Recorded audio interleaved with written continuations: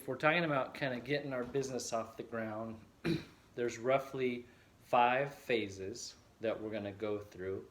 And in each phase, we want to ask what's our focus, the question we're trying to answer, our resources, and how we allocate them, and then the process that we're looking at. So in phase 1, or in that penny, we're the clients that we're drawing our pennies, and our resources are kind of those pennies. Our focus is exposure.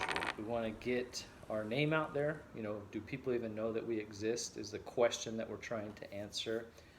And as far as resources, we want obviously the lowest cost because we have the lowest resources at this phase with the highest exposure. So looking for opportunities that we can get out in the community for free are golden, right?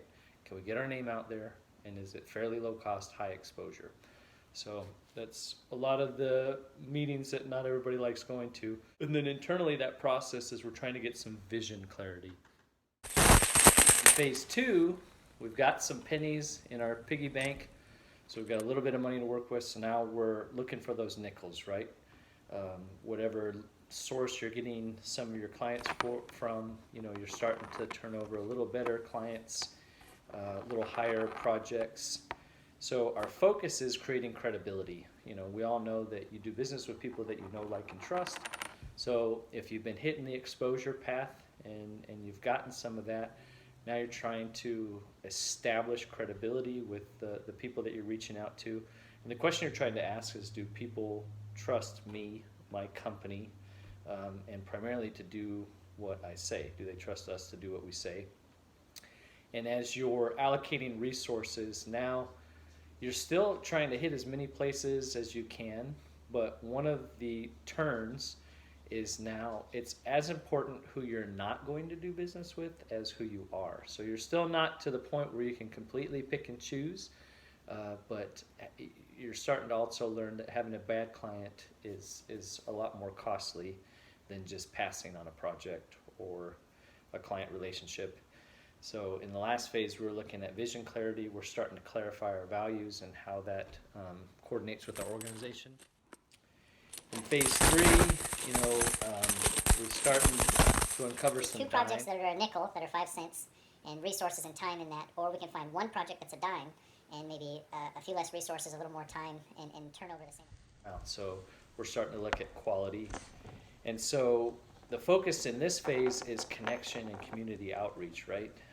We exist, we've started building credibility. And we want to create those connections to kind of try to develop a funnel or a cycle, inflow of clients, preferably referral-based. The question that we're asking. They know you exist, we've built that credibility, now and they know your company exists, so will they connect you and your company to whether they have a need for that product or service, or if they hear of somebody else that they would refer to. So that's part of kind of developing the quality of relationships. As far as resources go, we now want to start setting the baseline for data tracking, for our return on investment, our ROI. And the process there, now we're combining our relational abilities with our data, so that way either we're setting some tracking so we know now what it takes to get clients and our cost of turnover and those kinds of things, so maybe we can add people or really dive down into the quality of our relationships if you're planning to stay a solopreneur. Now we're into phase 4, right? The quarters. So we've done our community outreach, right? We've got exposure, we're developing credibility, we've got community outreach, we're starting to do some data tracking. So now we really want the community development, the collaboration to expand our capacity and connections to just keep that cycle going.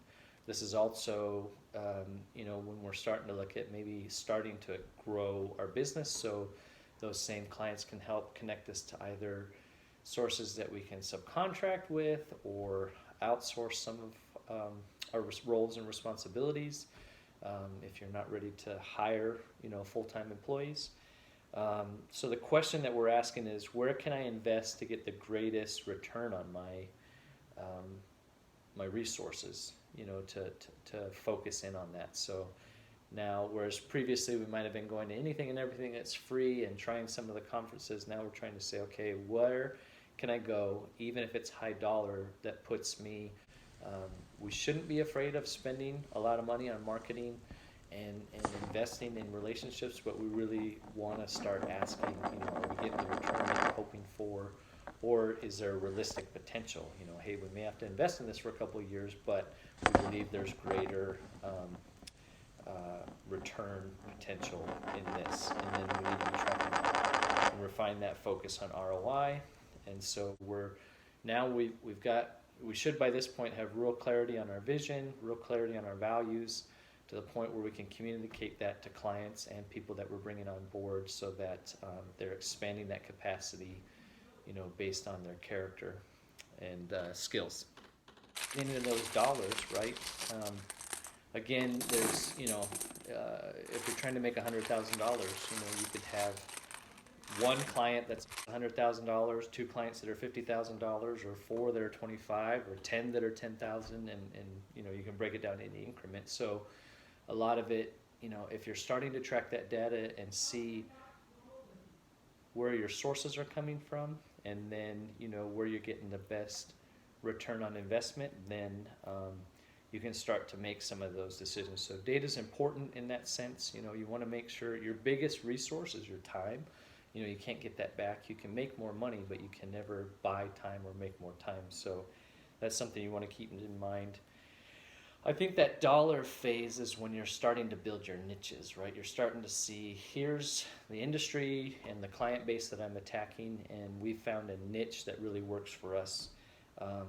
And it seems a lot of the people that we're working with, if you can start to narrow in that funnel, spend your energy with people that you want to do business with, and that like you for what you have to offer, that value-based relationship long-term is going to provide a lot more ongoing work than, say, buying leads or spending a lot of money to get broad. So if you can spend a lot of money to be in your zone, you're going to get a greater return than just spending money over a broader area, or just really not targeting at all. So that's where that data comes into play. But again, it starts with your vision clarity, values clarity, and then being able to kind of track where things are going and finding your sweet spot.